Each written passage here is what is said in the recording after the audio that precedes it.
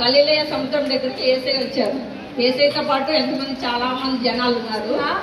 ఆయనతో పాటు వాళ్ళు కూడా ఎక్కడికి గలిలయ సముద్రం దగ్గరికి వచ్చారు. వచ్చినప్పుడు ఒక వ్యక్తి మూగా చెవిటి వ్యక్తి, ఎవరు మాట్లాడటం రాదు అంటే నత్తి గలవాను అని బైబిల్లో ఉంది. మాట్లాడటం రాదు, ఎవరైనా ఏదైనా చెప్తే వినటం అంటే వినటం, హీరింగ్ అనే ఇది కూడా లేదు. ఓకేనా? అలాంటి వ్యక్తిని కొంతమంది ప్రజలు ఏం చేశారంటే ఏసై దగ్గరికి తీసుకొని వచ్చారు. ఏసై దగ్గరికి ఏం చేశారు? తీసుకొని వచ్చారు. తీసుకొని వచ్చినప్పుడు ఏం జరిగిందంటే ఏసై దగ్గరికి వచ్చి, ఏసయ్య ఈ వ్యక్తి మీద నీ హస్తాన్ని ఉంచు అని చెప్పి మిగతా ప్రజలందరూ ఎవరైతే తీసుకొని వచ్చారో వాళ్ళందరూ ఏమంటారంటే, ఏసయ్య ఇతని మీద నీ చెయ్యి ఉంచు, నీ హస్తాన్ని ఉంచు అని చెప్పి ఏసయ్యను ప్రార్థిస్తారనమాట. అప్పుడు ఏం జరుగుతుందంటే ఏసయ్య ఆ వ్యక్తిని, ఎవరిని, ఆ మూగా చెవిటి గల వ్యక్తిని ఆ సమూహంలో నుంచి ఒంటరిగా పక్కకు తీసుకెళ్తారన్నమాట. ఎవరు? ఏసయ్య. ఎవరిని? మూగా చెవిటి గల వ్యక్తిని, ఆ వ్యక్తిని ఒంటరిగా అంటే జన సమూహంలోంచి పక్కకు తీసుకువెళ్ళి ఏం చేస్తారంటే ఏసయ్య ఆయన చెవుల్లో చేతులు ఉంచుతారు. ఏం చేస్తారు? మొదటిగా చెవుల్లో చేతులు ఉంచి, నెక్స్ట్ దేవుడు ఏం చేస్తాడంటే ఆయన నోటిలో ఉన్న లాలాజలం అంటే ఉమ్ముతో ఆయన నోటిని టచ్ చేస్తాడనమాట. టచ్ చేసి ఏసై ఏం చేస్తాడంటే ఆకాశం వైపు చూసి ఏమని పలుకుతాడంటే ఎఫతా అని పలుకుతాడు. ఏమంటాడు? ఏసై ఏమని పలుకుతారు? ఎఫతా అంటే ఏమిటంటే అర్థం, ఎఫతా అంటే తెరవబడుము. ఏమంటారు? తెరవబడుము అని అర్థం. ఏసై ఆకాశం వైపు చూసి ఏమంటారంటే ఎఫతా అని పలుకుతారు. పలికితే తెరవబడుము అని అర్థం. అయితే ఆ టైంలో ఆ మాట పలికిన వెంటనే ఆ వ్యక్తికి అందరూ ఏం మాట్లాడుతున్నారు అనేది అర్థమవుతుందంట. అంటే చెవుడు పోయింది. ఓకేనా? ఎవరు ఏం మాట్లాడినా అతనికి వినపడుతుంది. అలాగే ఆయన నోరు సడలిందంట, అంటే ఆయన మాట్లాడగలుగుతున్నాడు. ఏమైంది ఇక్కడ? ఆయన మాట్లాడగలుగుతున్నాడు. గట్టిగా అరుస్తున్నాడంట. అరుస్తూ ఉంటే ప్రజలందరూ ఎంతో ఆశ్చర్యపడిపోయి ఆనందపడుతున్నారు. ఏసై ఆ వ్యక్తికి చెప్పాడు, ఈ విషయం నేను ఈ విధంగా నిన్ను స్వస్థపరిచానని ఎవరికి చెప్పొద్దు అని చెప్పాడంట. ఎందుకు? ఒంటరిగా తీసుకెళ్ళాడు కదా, అసలు తీసుకెళ్ళి ఏసయ్య స్వస్థపరిచిన విషయాన్ని ఎవరికి చెప్పొద్దు అని చెప్పి ఏసై చెప్పాడు. కానీ ఆ వ్యక్తి ఏం చేశాడు? గట్టిగా అరుచుకుంటూ ఏసయ్య నన్ను స్వస్థపరిచాడు, ఏసయ్య నన్ను హీల్ చేశాడని చెప్పి గట్టిగా అరుచుకుంటూ అందరికి ప్రజలందరికీ తెలిసేలాగా గట్టిగా అరుచుకుంటూ వెళ్ళాడంట. ఓకేనా? ఇక్కడ ఏం జరిగిందంటే అక్కడ వాళ్ళు చేసిన పని ఏంటంటే, మొదటగా ఏసై దగ్గరికి ఎవరు తీసుకొచ్చారు? ఆ మూగా చెవిటి గల వ్యక్తిని తీసుకొచ్చారు. ఓకేనా? ఏసై దగ్గరికి తీసుకొచ్చాక రెండో పాయింట్ ఏంటంటే, ఎవరు నమ్మారంటే మొదటగా ఈ మూగా చెవిటి గల వ్యక్తితో పాటు ఉన్న వ్యక్తులందరూ ఏం చేశారంటే యేసయ్య దైవ శక్తిని వాళ్ళు గ్రహించారు. ఓకేనా? ఫస్ట్ ఏం చేశారు? యేసయ్య దైవ శక్తిని గుర్తించారు. వాళ్ళు గుర్తించి ఏం చేశారు? ఈయన స్వస్థత చేస్తాడు, స్వస్థపరచగల దేవుడు అని చెప్పి దేవుని కుమారుడు అని చెప్పి వాళ్ళు నమ్మి ఈ వ్యక్తిని ఎవరి దగ్గర తీసుకొచ్చారు? యేసయ్య దగ్గర తీసుకొచ్చారు. ఓకేనా?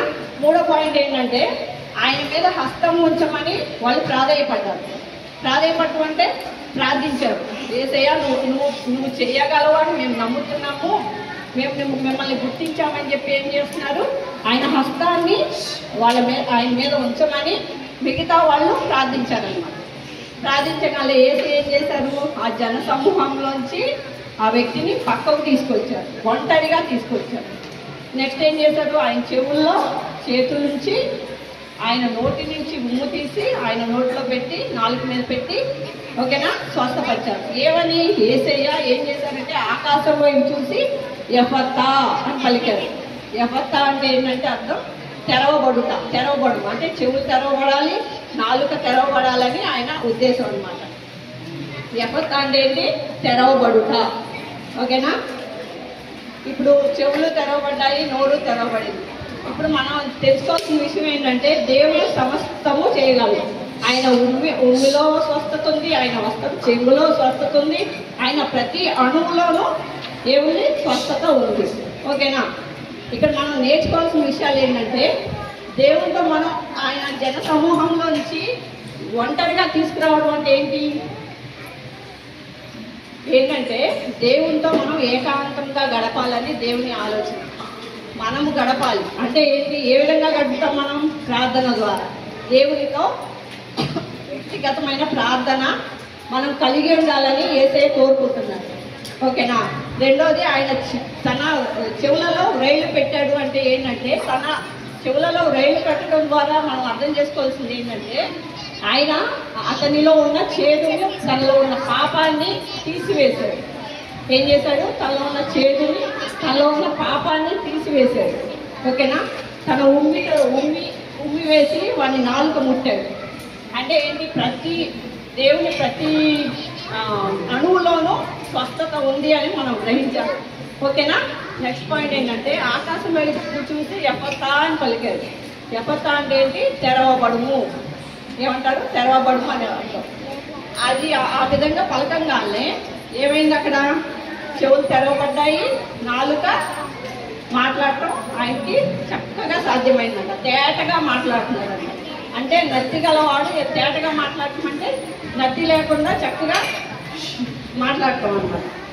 కాబట్టి దేవుడు సమస్తము బాగు చేయగలడు అని వాళ్ళందరూ, అక్కడ ఉన్న వాళ్ళ ప్రజలందరూ నమ్మారంట. నమ్మి విశ్వాసం ఉంచారు. ఇక్కడ దెక్కపల్లి ప్రాంతం అంటే ఏంటంటే, దెక్కపల్లి ప్రాంతం అనేది తూర్పున ఉందంట. తూర్పున ఉన్నది. అది దెక్కపల్లి అనేది గ్రీక్ పదం. ఓకేనా? ఆ దెక్కపల్లి ప్రాంతం అంటే ఏంటంటే, ఒక 10 గ్రామాల కూడలి, అంటే సమూహం. ఒక 10 గ్రామాలు కలిపితే అది, ఆ గ్రామాలు కూడా ఏంటి? అన్యుల గ్రామాలు, అంటే యూదులు కాని వారి గ్రామాలు దెక్కపల్లి గ్రామాలు అంటారు. ఓకేనా? దెక్కపల్లి అంటే మీనింగ్ ఏంటంటే 10 గ్రామాల సమూహం. ఆ 10 గ్రామాలు కూడా ఏంటి? యూదులు కానివారు, అంటే అన్యులు, దేవుణ్ణి నమ్మని వారు, దేవుణ్ణి ఎరగని వారు ఆ ప్రాంతాల్లో ఉంటారు. ఆ ప్రాంతాల మీదుగా దేవుడు వీళ్ళందరినీ దేవుడు గలిలయ ప్రాంతానికి చేరుకున్నాడు అన్నమాట. ఓకేనా? యూదులు కాని వారిని ఏమంటారు? అన్యులు. అన్యులు ఎక్కడుంటారు? దెక్కపల్లి ప్రాంతంలో. ఆ దెక్కపల్లి అంటే ఏంటి? 10 గ్రామాల సమూహం. ఓకేనా? ఇప్పుడు మనం ఇక్కడ నేర్చుకోవాల్సింది ఏంటంటే, యేసయ్య దగ్గరికి వాళ్ళు ఏ విధంగా తెచ్చారంటే, వాళ్ళు మొదటగా యేసయ్య చేసే గొప్ప కార్యాలు గుర్తించారు. మొదటగా ఏం చేశారు? గుర్తించారు. నెక్స్ట్ ఏం చేశారు? ఆయన దైవశక్తిని వాళ్ళు నమ్మారు. దైవశక్తిని ఏం చేశారు? నమ్మారు. నమ్మి ఏం చేశారు? అతని కోసం ప్రార్థన చేశారు. ఓకేనా? అతని కోసం ప్రార్థన చేశారు. మన మిరాకిల్స్లో ఇంకో వర్డ్ ఉంది. ఎఫతా అనేది అరామిక్ పదం. ఓకేనా? ఎఫతా అనేది ఏ పదం అమ్మా? అరామిక్ పదం. ఇంకో వర్డ్ ఉంది మన మిరాకిల్స్లోనే, మొన్న ఈ మధ్యలోనే అక్కోలు చెప్పారు. ఎవరైనా చెప్తారా? Very good. తలిత కుమి చిన్నదానా లెమ్ము. వెరీ గుడ్, బాగా గుర్తుంది. ఓకేనా? ఎఫతా అంటే అది అరామిక్ పదం, తెరవబడుము. ఓకేనా? దేవుడు ఈ కార్యాలన్నీ మనకి ఎందుకు ఈ విధంగా మనకి దేవుడు చూపిస్తున్నాడు, చెప్తున్నాడు అంటే, మనం కూడా దేవునితో మనం ఒంటరిగా ప్రార్థనలో గడపాలి. ఓకేనా? దేవుని మీద విశ్వాసం ఉంచాలి. ప్రతి మిరాకిల్లో కూడా ఎవరికైనా ఫెయిత్ ఉంటేనే వాళ్ళ జీవితాల్లో అద్భుత కార్యాలు జరుగుతున్నాయి. అంతేగాని మనం నమ్మకుండా, దేవుడి మీద విశ్వాసం ఉంచకుండా, ఆయన శక్తిని మనం అర్థం చేసుకోకుండా మాత్రం జరగట్లేదు. ఓకేనా? మనం ఆయన శక్తిని నమ్మాలి. దేవుని శక్తిని మనం నమ్మి విశ్వాసం నుంచి మనం ప్రార్థన చేస్తే మన ప్రార్థనకు దేవుడు ఫలితాన్ని ఇస్తాడు. ఓకేనా? అర్థమైందా?